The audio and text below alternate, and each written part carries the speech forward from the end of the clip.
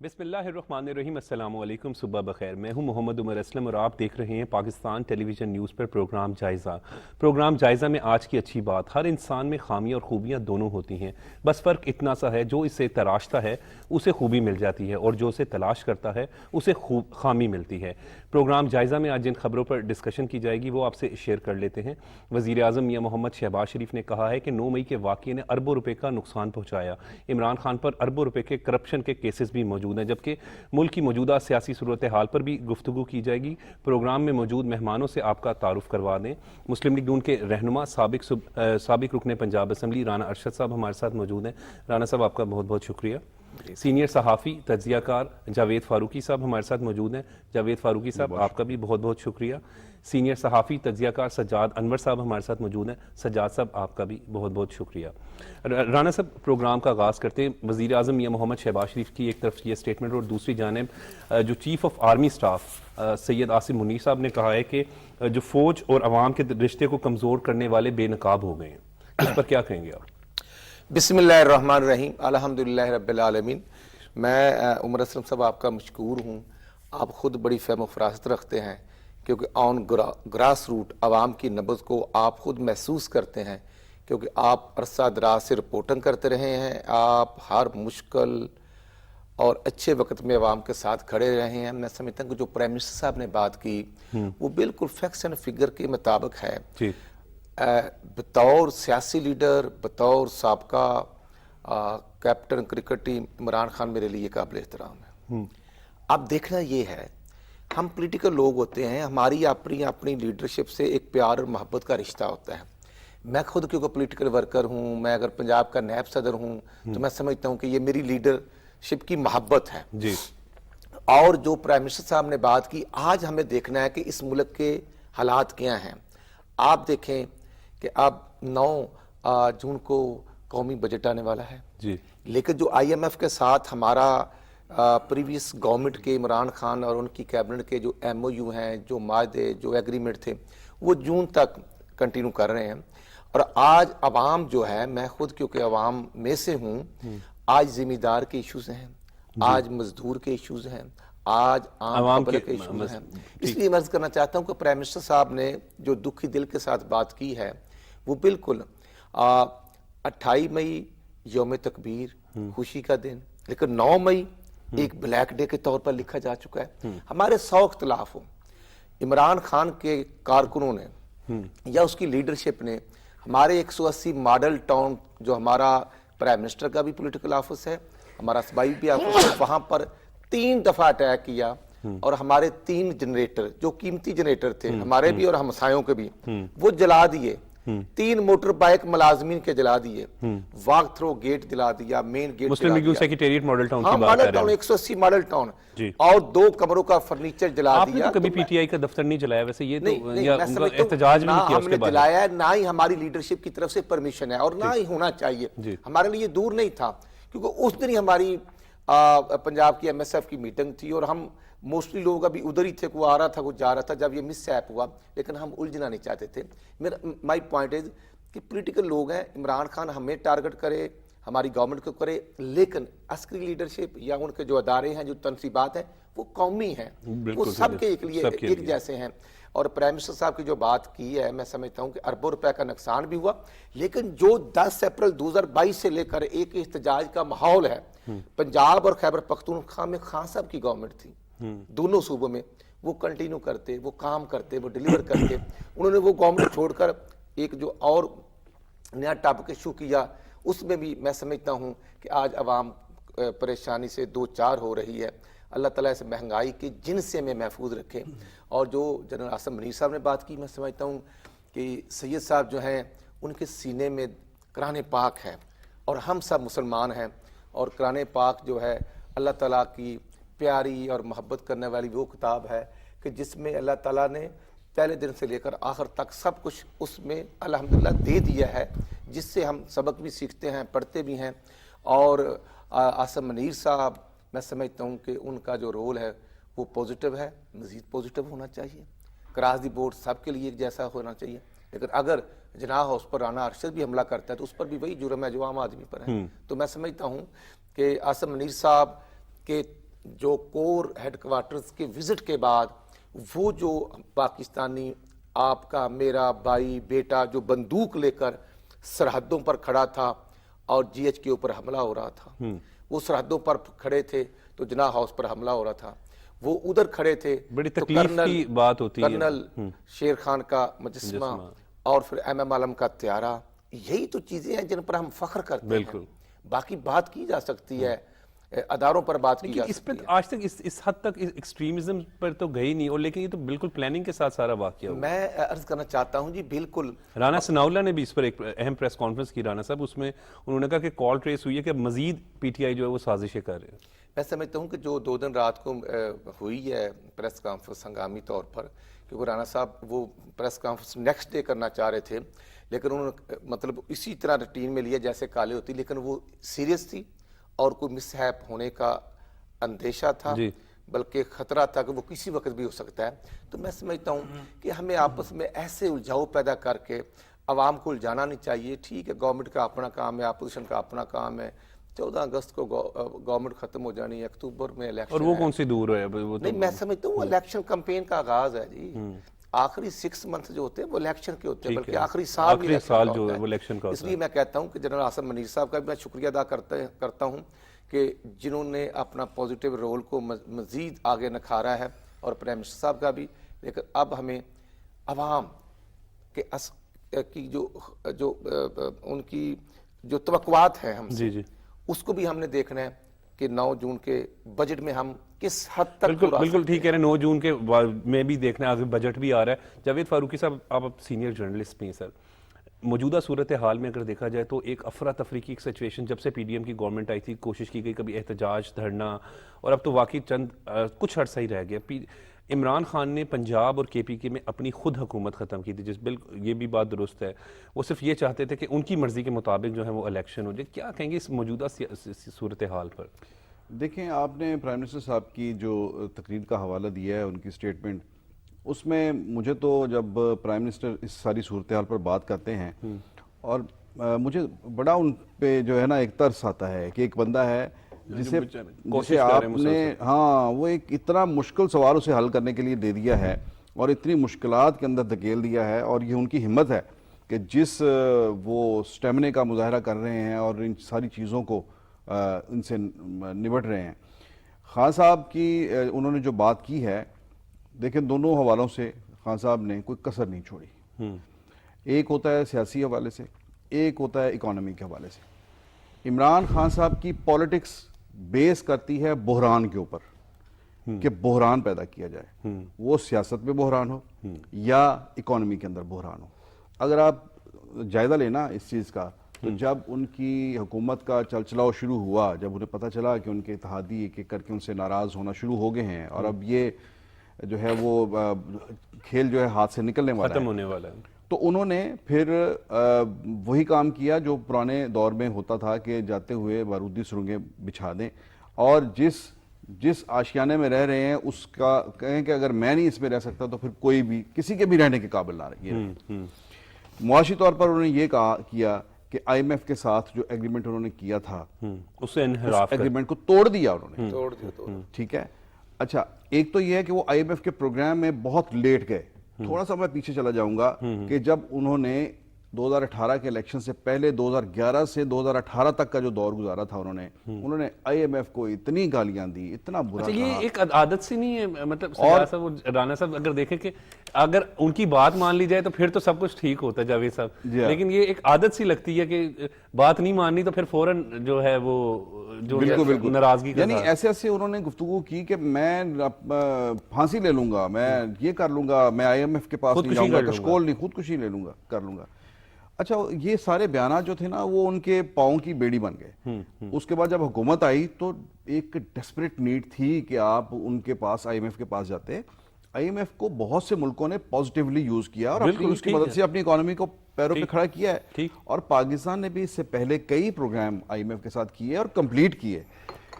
اس وقت بھی خان صاحب کو بار بار ان کی اپوزیشن کہتی تھی کہ آپ آئی ایم ایف کے پاس جائیں، ملک کی اکانومی کو سنبھالیں، لیکن یہ نہیں جا رہے تھے. بالآخر بڑے لمبے عرصے کے بعد یہ گئے اور انہوں نے وہ پروگرام لیا، لیکن جب میں واپس آؤں گا ادھر کہ جب ان کی حکومت جانے لگی تو انہوں نے وہ ایگریمنٹ توڑ دیا. اس سے کیا ہوا؟ اس سے یہ ہوا کہ آپ کا ملک ایک اقتصادی بحران میں جو ہے وہ چلا گیا, بدترین اقتصادی بحران. اور یہ آج کل جو مہنگائی ہے, یہ جو کچھ ہے, یہ اس کی بنیاد وہی ہے جو آپ نے اس وقت وائلیشن کی IMF کے ساتھ. دوسرا, انہوں نے سیاسی بحران پیدا کرنے کی کوشش کی 2 اسمبلیاں توڑ کر, پنجاب اسمبلی اور KPK اسمبلی. ان کا یہ خیال تھا کہ یہ 2 اسمبلی جب ٹوٹیں گی تو یہ سارا سسٹم دھڑام سے نیچے گر جائے گا, اس کے بعد تو یہ معاملہ آگے چلے گا ہی نہیں. ان سے یہ غلطیاں کروائی گئیں یا انہوں نے خود کی. بہرحال اس کے ذمہ دار عمران خان ہی ہوں گے. اگر وہ یہ کہیں کہ اچھا جی مجھے تو غلط, اچھا ان کا ایک یہ بھی مسئلہ ہے, وہ بڑے آرام سے کہتے ہیں ہم سے وہ یہ جو ہے نا وہ غلط ہو گیا تھا. بھئی آپ کوئی جب اس وقت جب لوگ بتا رہے ہوتے ہیں آپ کوئی دکان نہیں چلا رہے, آپ کوئی چھوٹا سا آپ کے انٹرپرینورشپ نہیں ہے جس میں آپ کی غلطی صرف آپ کے کاروبار تک محدود رہے گی. یہ آپ ملک کی قیادت کر رہے ہیں. جو ملک کا حکمران ہوتا ہے اس کی غلطی پوری قوم کو بھگتنی پڑتی ہے, اور آج ہم بھگت رہے ہیں. انہوں نے 2 اسمبلیاں جب ڈیزالو کی تو ان کا خیال تھا کہ اب یہ ایک قدم آگے نہیں چل سکیں گے, لیکن جیسے رحان صاحب نے کہا کہ آرمی چیف کا اس کے اندر ایک بہت اچھا ایک پازیٹیو رول رہا کہ ملک کے اندر سیاسی استحکام کو برقرار رکھنے کے لیے انہوں نے پورا کندھا لگایا سیاسی حکومت کے ساتھ. اور یہ جو ایک کوشش تھی سیاسی بحران پیدا کرنے کی, اس کو انہوں نے ناکام بنایا. اور پھر موجودہ حکومت نے انہوں نے بھی سسٹم کو معاملے کو چلایا, اور اس میں جو ہے یہ بالکل ان کا یہ جواز جو تھا, جو لاجک تھی, بالکل ٹھیک تھی کہ اگر اتنا پہلے 6 ماہ پہلے اگر آپ 2 بڑے صوبوں کی اگر آپ الیکشن کروا دیتے ہیں تو اس سے تو اتنا بڑا ایک کرائسس پیدا ہوگا کہ آپ کے ہاں لسانی اور پتہ نہیں کس کس قسم کے جو ہیں وہ اختلافات شروع ہو جاتے ہیں. سو کہنے کا مقصد یہ ہے کہ یہ بحران کے اوپر ہی وہ بیس کرتے ہیں, اور ان کی جو سیاست ہے وہ سراسر اسی کے اوپر جو ہے وہ چلتی ہے کہ کس طرح سے ایک کرائسس کریٹ کیا جائے جس پہ مخالف جو ہے دھنس جائے, پھنس جائے, اور اس کرائسس میں سے میرا پھر راستہ نکلے. ایسا ہوتا نہیں ہے. ہاں بالکل. سجاد صاحب بڑی خوبصورت بات کی جاوید فاروقی صاحب نے کہ بحران PTI کے دور کو اگر ہم جب سے دیکھیں, جب سے آئے 2011 میں دیکھ لیں, پھر 2014 میں جو آپ کو یاد ہوگا 126 دن کا دھرنا دے دیا گیا تھا, پھر اسی طریقے سے جب کسی نہ کسی طریقے سے کبھی احتجاج چل رہا ہے. اب جب PDM کی گورنمنٹ آئی تو مسلسل احتجاج کی بات کرتے رہے. وہ تو خیر رانا ثناءاللہ صاحب نے اس احتجاج کو بڑے اچھے طریقے سے ڈیل کیا, لیکن اس کے باوجود اب وہ وقت گزر گیا. اور جس کی بات کریں نا کہ بحران کریٹ کرنے کی, اس بحران کی اور ٹریننگ کی وجہ سے 9 مئی کا واقعہ, اور یہ مسلسل ایک جسے کہتے ہیں تعلیم دی جاتی رہی اپنے نوجوان یوتھ کو کہ اس طریقے سے آپ جلاؤ گھراؤ کریں. اور جن لوگوں کے اب کیریئر تباہ ہو گئے ہیں, آپ دیکھیں نا سجاد صاحب, آپ سینئر جرنلسٹ ہیں, جو بہکاوے میں آ گئے اور اب جو جیلوں میں ہیں ان کی تو زندگیاں برباد کر دی. اور اپنے وہ جو مریم نواز نے کہا پرسوں, وہ بڑی خوبصورت بات تھی کہ اپنے بچوں کی تو تصویر شیئر کرتے ہوئے کہا کہ ہائیکنگ کو میں مس کر رہا ہوں. تو یہ اس طرح کے تو لیڈر نہیں ہوتے.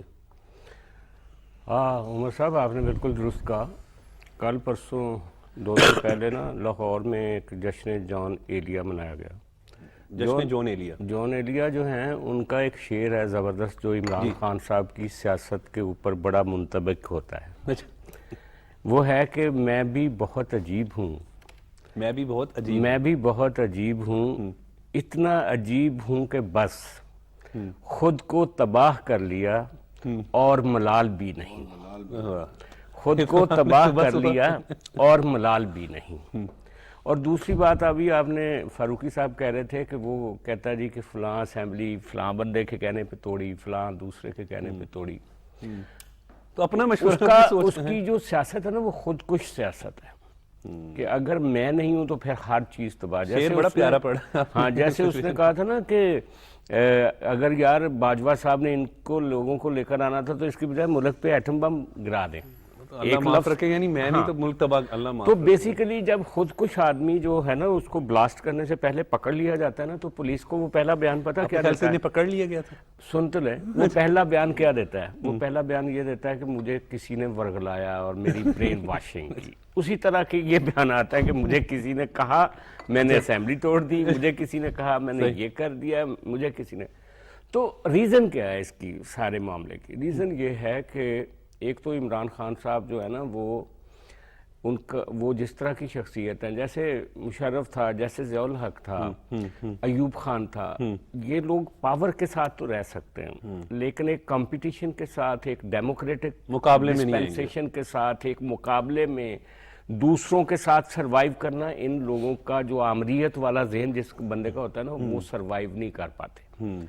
اور اسی لیے یہ ہٹلر ٹائپ لوگ ہوتے ہیں کہ اگر میری مقبولیت ہے تو پھر اور کوئی نہ. ان کا کرکٹ کیریئر بھی دیکھ لیں تو وہ ایسے ہی نظر آتا ہے. ایسا ہی نظر آتا ہے کہ انہوں نے جتنے عرصہ کرکٹ میں رہے اس نے اپنے کزن ماجد خان کو کاٹ کے رکھ دیا. جس بندے نے صرف اپنی اس بات سے کیا، اور جیسے بادشاہ نہیں ہوتے اپنے بیٹے کو یا اپنے باپ کو یا اپنے بھائی کو قتل کر کے تو پھر آتے ہیں پاور میں.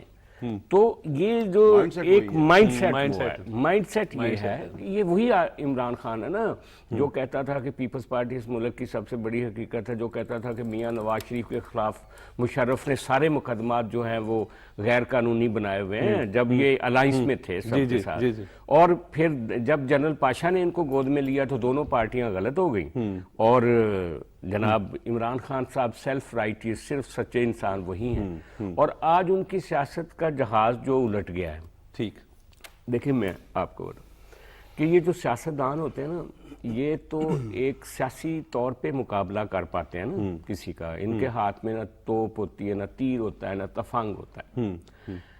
اچھا، اور ان سیاستدانوں کی عمران خان کے لیے بہت بہتر ہوتا اگر وہ اسمبلیوں میں رہ کے انہی سیاستدانوں کے ساتھ لڑتے اور اپنی پاپولیرٹی کا فائدہ اٹھاتے اور اس ووٹ بینک کو الیکشن تک لے جاتے کسی نہ کسی طرح، اور ان کا کوئی کم بیک ہو پاتا.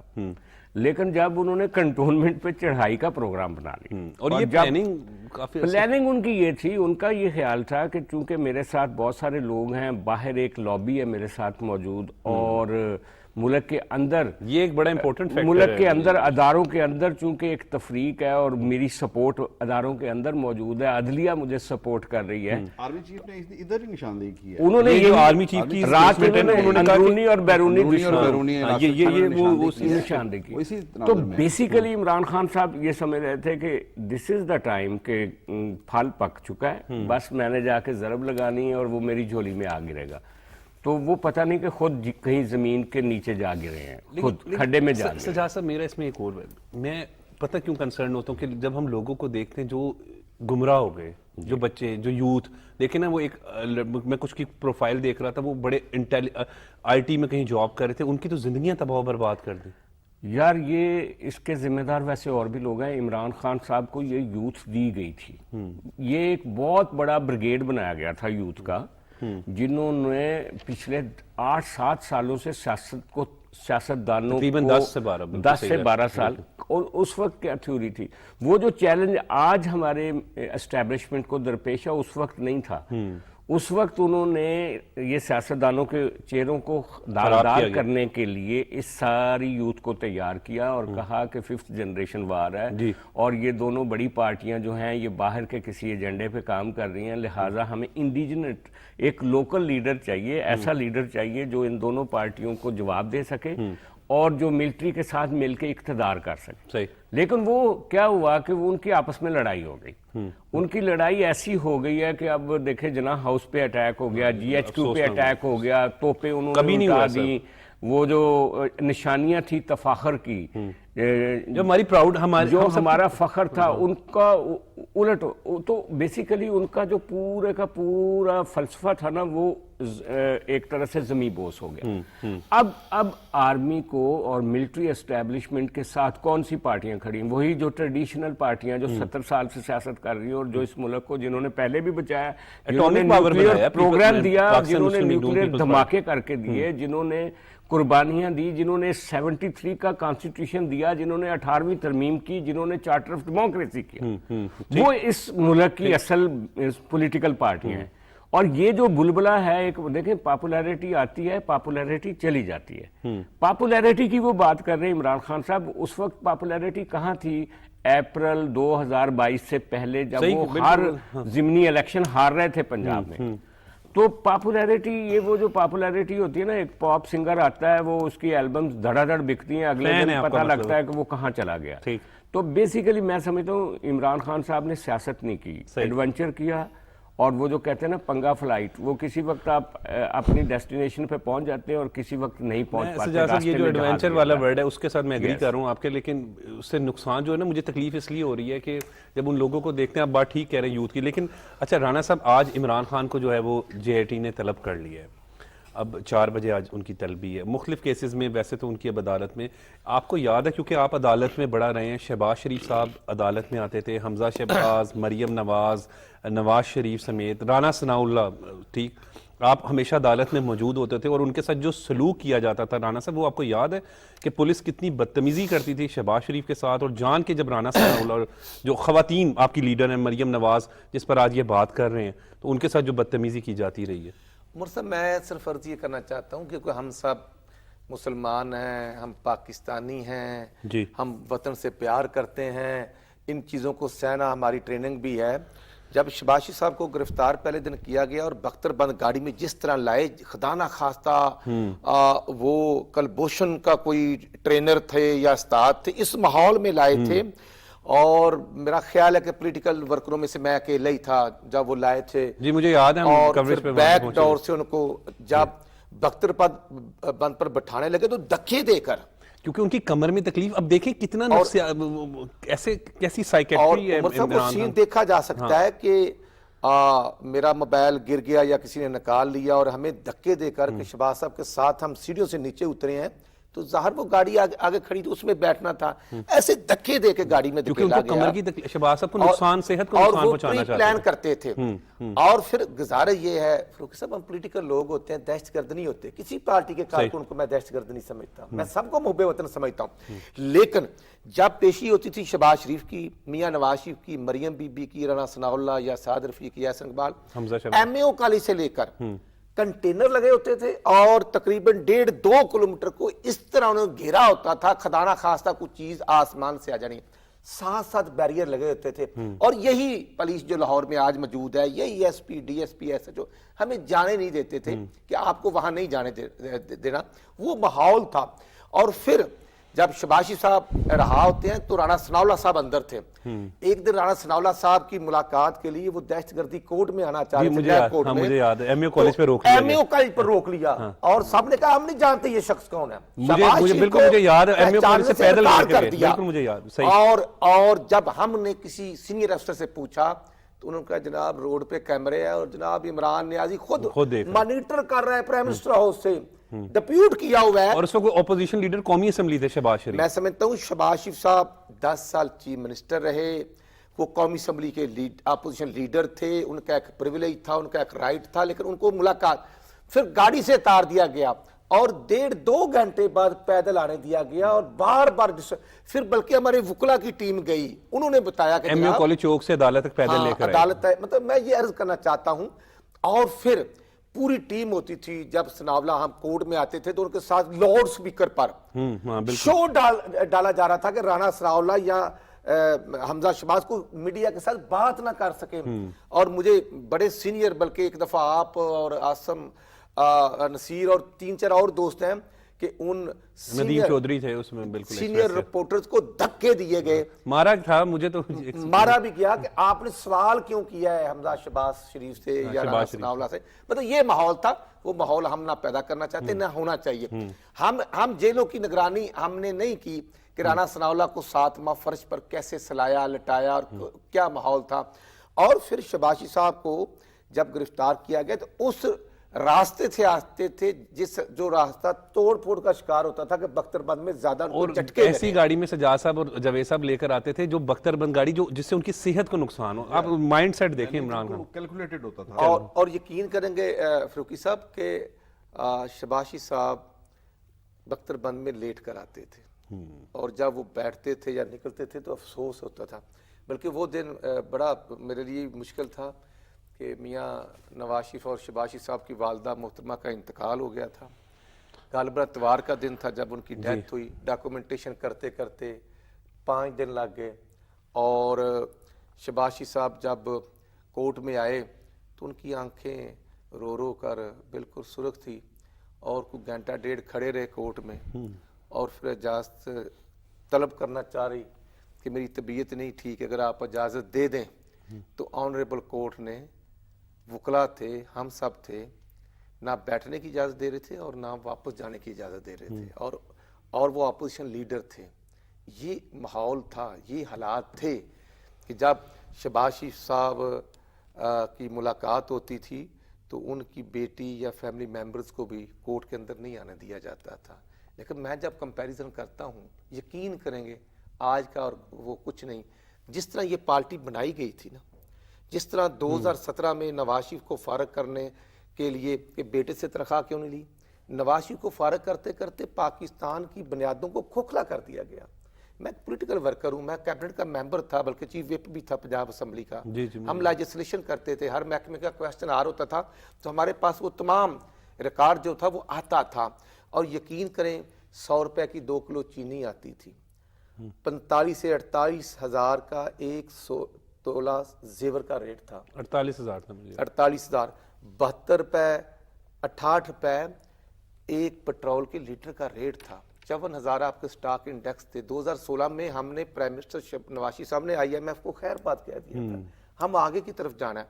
देखो ना, नवाज तो 6 जून 2013 को प्राइम मिनिस्टर बनते हैं तो वो तो खान साहब के पास बनी गाला जाते हैं, उनकी कोऑर्डिनेशन से मामलात को आगे किया है। जरदारी साहब को मिले, आगे की तरफ दे, दहशतगर्दी और एनर्जी क्राइसिस 2 इशू थे, उनको मीट करने के लिए सब कुछ किया। लेकिन खान साहब तो 1 साल गुजरा था, 12 अगस्त 2014 को ही धरने लॉन्च कर दिए गए। वो जावेद साहब वाली बात है ना कि बहरान पे सियासत है, बहरान पैदा किए गए। और फिर वहां पर जो सपोर्ट की गई, जो वहां पर कजन को अरेंज किया गया, वो मैं समझता हूँ कि नवाज शरीफ तो खत्म करते करते कई लोग खुद खत्म हो गए, नवाज शरीफ तो खत्म नहीं हुआ, लेकिन जो मुल्क का नुकसान हुआ, जो जिन बहरानों में आज हम गुजर रहे हैं, ये 310 रुपए डॉलर कैसे होना था? ये नहीं होना था।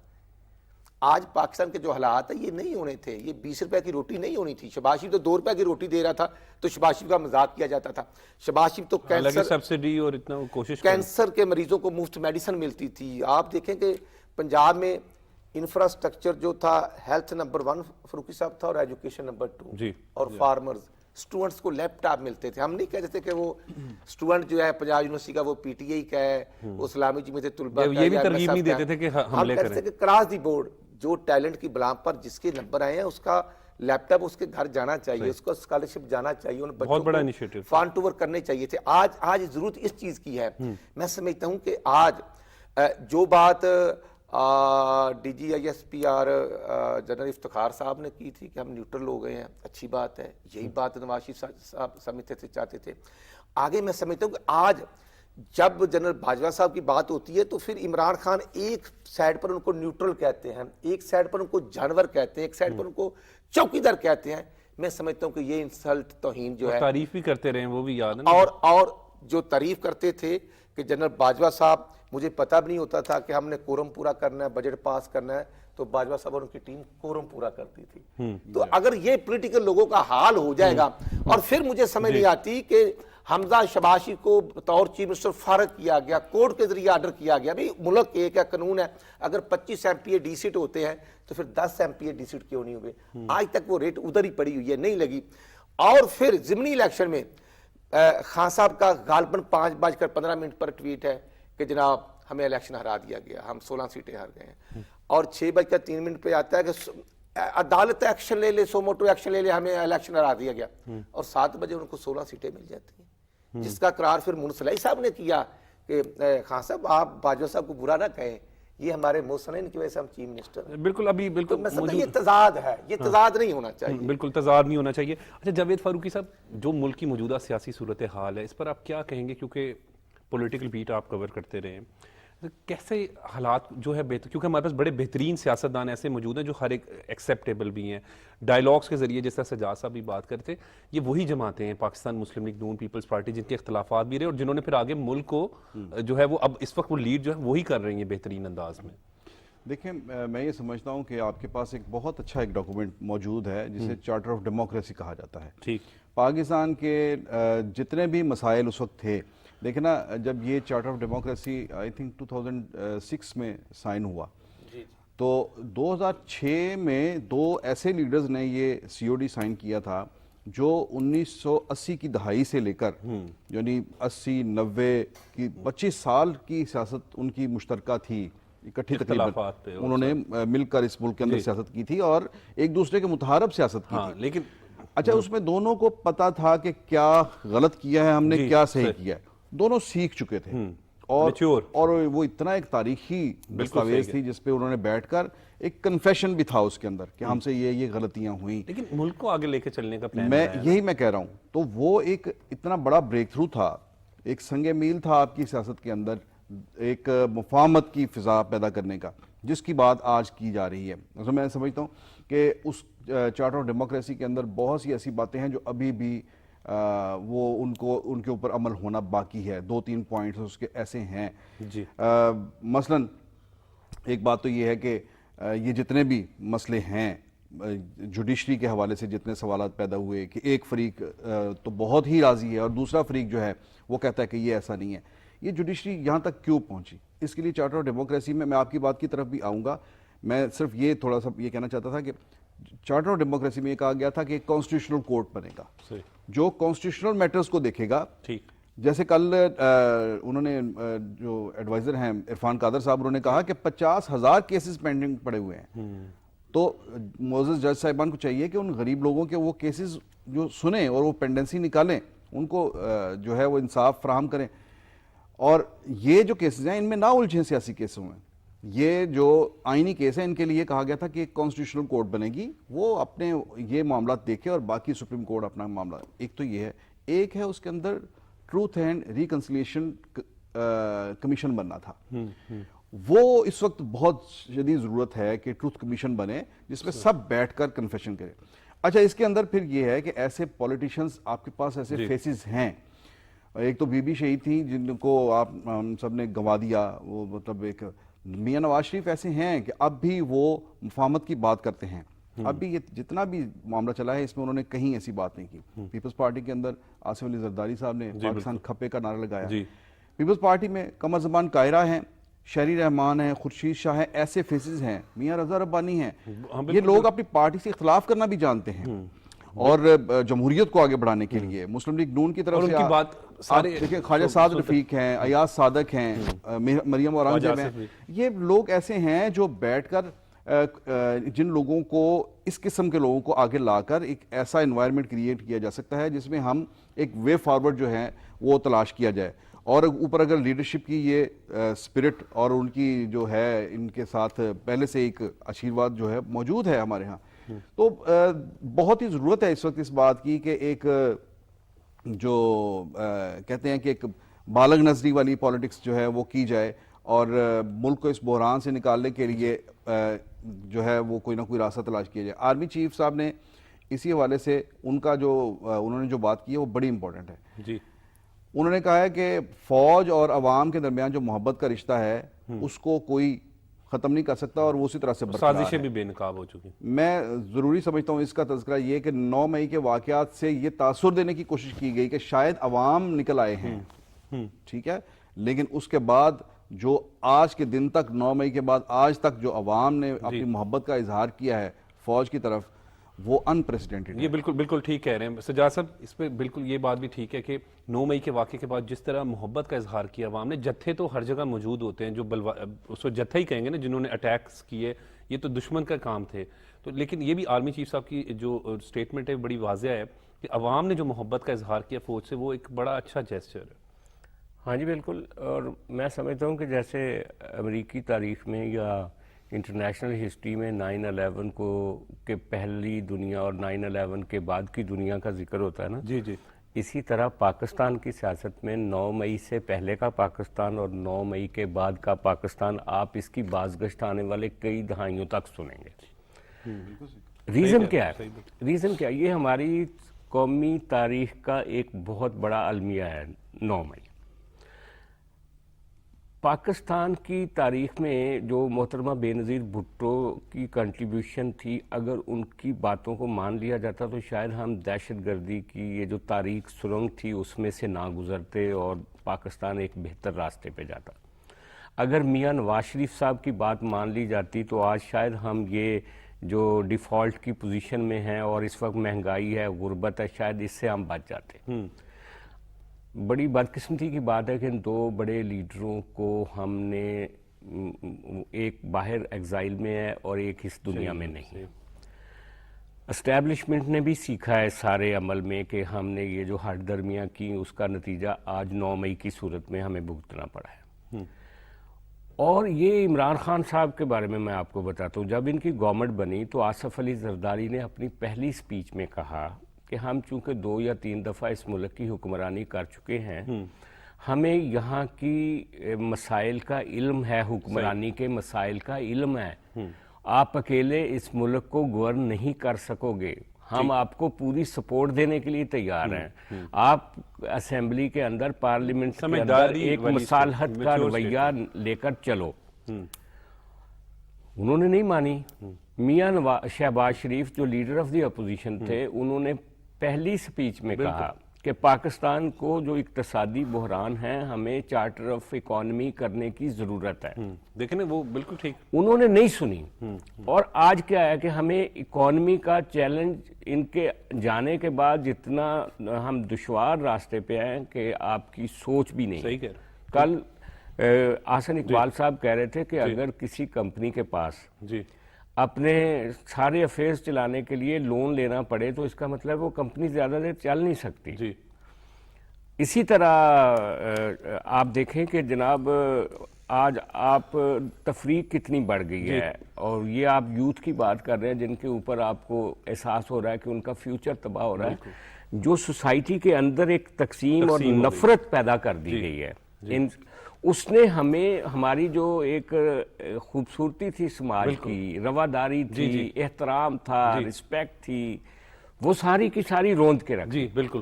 تو بیسیکلی یہ ایک اگر سمجھا جائے, اس ملک نے اگر آگے جا کے سنبھلنا ہے تو 9 مئی ایک بہت بڑا الارم ہے. بالکل ٹھیک کہہ رہے ہیں, بالکل ٹھیک کہہ رہے ہیں. ٹائم شارٹ ہو رہا ہے. بہت بہت شکریہ رانا ارشد صاحب آپ کا, آپ نے اپنا قیمتی وقت دیا. بہت بہت شکریہ جاوید فاروقی صاحب آپ کا, آپ نے اپنا قیمتی وقت دیا. اور بہت بہت شکریہ سجاد انور صاحب, آپ نے اپنا قیمتی وقت دیا اور بڑا بہترین تجزیہ بھی کیا. ناظرین, وقت ہو رہا ہے بریک کا. بریک کے بعد جب ہم آئیں گے تو ڈاکٹر عطا اللہ خان نیازی ہمارے ساتھ موجود ہوں گے, ہارٹ سرجن ہیں, ان سے جو ہے وہ گفتگو کریں گے.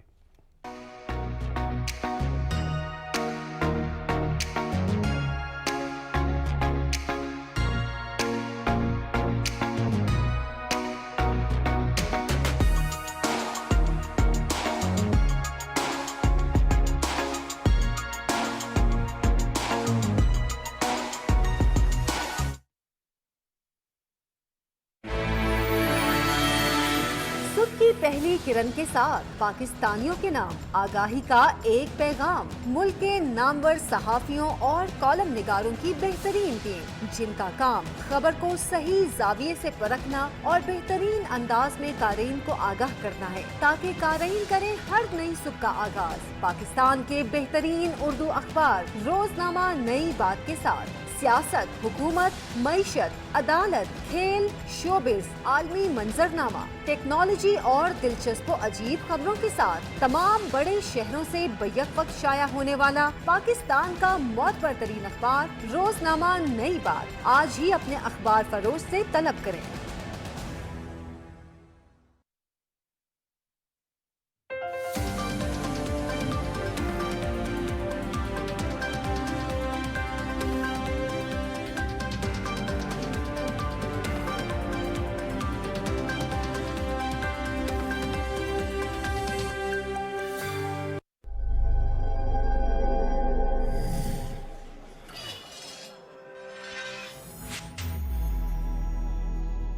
توانائی کو بچائیں گے, پاکستان کو بڑھائیں گے.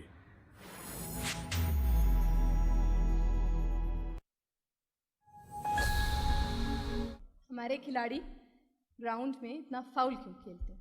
یہ گرین کارڈ کی وجہ سے. گرین کارڈ کی وجہ سے کیا مطلب؟ یہ لوگ سمجھتے ہیں کہ امپائر کے پاس جو گرین کارڈ ہوتا ہے وہ امریکہ والا ہوتا ہے.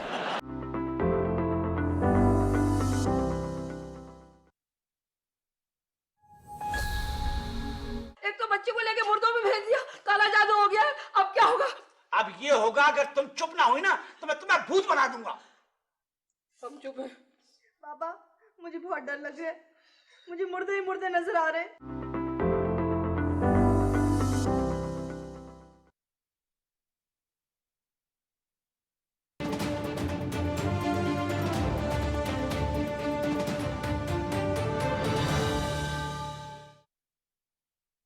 میں ہوں خالد عباس ڈار اور میرے ساتھ ہے darling.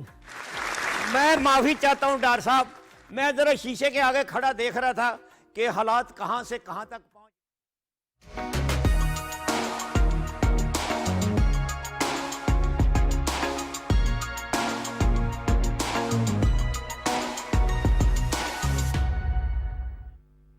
Welcome back after the break. Doctor عطا اللہ خان نیازی ہارٹ سرجن ہمارے ساتھ موجود ہیں, ان سے بات کریں گے. ڈاکٹر صاحب, دل کے امراض میں بہت زیادہ اضافہ ہو رہا ہے. سب سے پہلے تو آپ کو خوش آمدید کہیں گے اپنے پروگرام میں.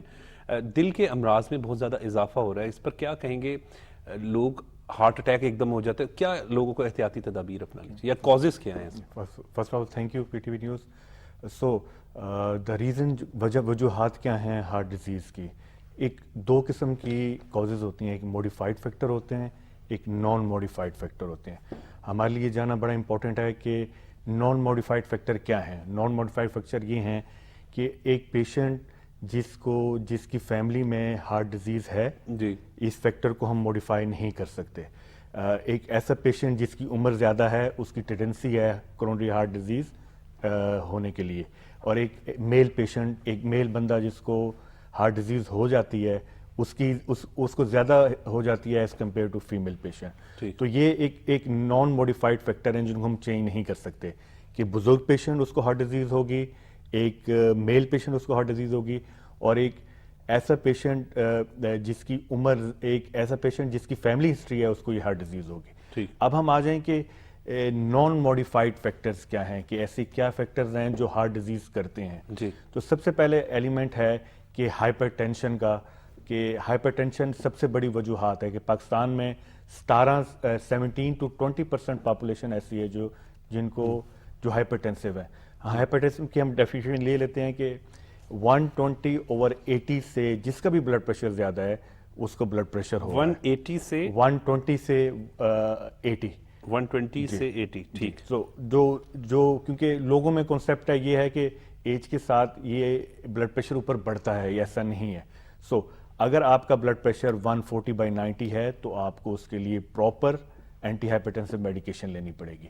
اب دوسری بات ہے کہ اسموکنگ سب سے پاکستان میں سر 13% پاپولیشن ایسی ہے 24 کروڑ میں سے جو سگریٹ اسموکر ہیں. اور یہ انفارچونیٹلی آج کل ایک شیشے کا کانسیپٹ آیا ہوا ہے, جو یہ شیشہ ورس دین اسموک ہے, کیونکہ اس میں ٹار, لیڈ اور نیکوٹین 20% زیادہ ہوتی ہے. ینگ ایج لوگ بڑا زیادہ یہ شیشہ وغیرہ استعمال کریں, یہ بھی ریزن بن رہا ہے. ایگزیکٹلی. جو 25 سے 30 سال کے پیشنٹ ہمارے پاس آئے ہیں, ان میں جو ایک ہی رسک فیکٹر ہمیں ملا ہے وہ اسموکنگ ملا ہے. تو یہ شیشہ اور یہ جو فلیورڈ اسموک ہے, یہ بہت بڑی وجہ. ایک اور وہ ویپ آیا, لائک ویپ, اسے اس طرح کی ٹرم یوز, اس میں 20% مور نکوٹین ٹار ہے as compared to normal smoke جس میں 4% ہوتا ہے. تو یہی بات ہے. اینڈ پھر ہم ڈائبٹیز میں آ جاتے ہیں کہ ہمیں ڈائبیٹک کنٹرول میں چاہیے. آپ کو یہ بات میں بتا چلوں کہ ہماری جو ساؤتھ ایشین کنٹریز ہیں, اس میں ایک ایپیڈیمک ہونے والی ہے کہ جو ڈائبیٹک پیشنٹ 13% ہے پاکستان میں, جو 24 کروڑ میں سے 2 کروڑ 40 لاکھ روپے جو اب ڈائبیٹک ہیں, یہ 300% ود ان نیکسٹ ایئر یہ بڑھنے والے ہیں. 300%؟ ایگزیکٹلی.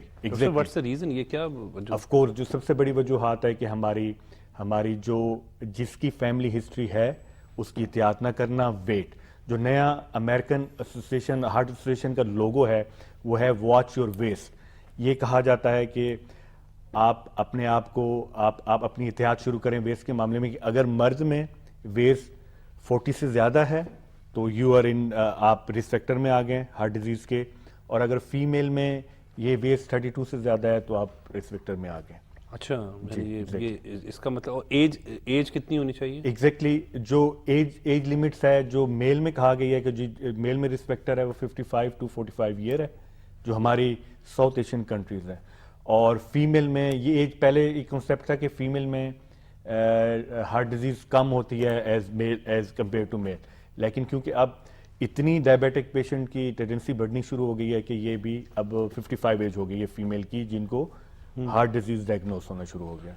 डॉक्टर साहब, स्टंट डलते हैं तो लोगों को जब हम देखते हैं अक्सर इलाज हो रहा होता है उनको, तो स्टंट के हवाले से क्या कहेंगे कि वो चेंज करवाने चाहिए किसी, या उसका प्रॉपर चेकअप मुसलसल कंटिन्यूस होना चाहिए? अच्छा, मैं आपको थोड़ा सा बैकग्राउंड इसका बता चलूँ कि अगर कि एक हार्ट डिजीज जिसको डायग्नोज होता है उसकी स्टेजेस क्या होती हैं। पहली स्टेज होती है कि उसको मेडिकली हम मैनेज करते हैं। जी ठीक है। फिर कोई ऐसी हमें दिल की शरेयान मिल जाए जिसमें हम स्टंट डाल सकें, जो जिसमें शिद्दत बीमारी की ज़्यादा ना हो, जिसमें स्टंट हम डाल सकें, तो उसमें हम स्टंट डाल देते हैं। अगर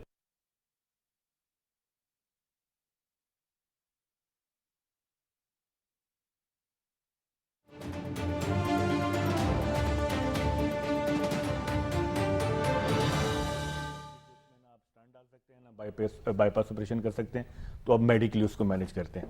तो जहाँ तक आपने स्टंट की बात की है, तो ऑफ कोर्स जहाँ पे अगर एंजियोग्राफी में जो नालियों की एक एनाटॉमी होती है उसके मुताबिक अगर इसमें तंगी है, तो हमें किसी एक लम्हे भी, क्योंकि एक स्टंट बंदे की लाइफ बचा सकता है, और आपको बिला झिझक वो डलवाना चाहिए और उसका रेगुलर फॉलो अप करना चाहिए, अपना कोलेस्ट्रॉल लेवल कंट्रोल करके, अपना प्रॉपर अपना डायबिटिक कंट्रोल करके, और रेगुलर फॉलो अप। कुछ ऐसी दवाइयाँ होती हैं स्टंट वाले पेशेंट के लिए जो खून पतला करती हैं, जी जी बिल्कुल, और वो दिल की धड़कन को थोड़ा स्टेबलाइज करती हैं। सही, ऐसी अद्वियात हैं जो आपको रेगुलरली लेनी चाहिए। अच्छा डॉक्टर साहब, एहतियाती तदाबीर क्या आप समझते हैं कि हमें करनी चाहिए जो स्पेशली जिससे हार्ट डिजीज से बचा जा सके? खुसूसन फास्ट फूड भी इसका रीज़न है कहीं? एग्जैक्टली फास्ट फूड भी है।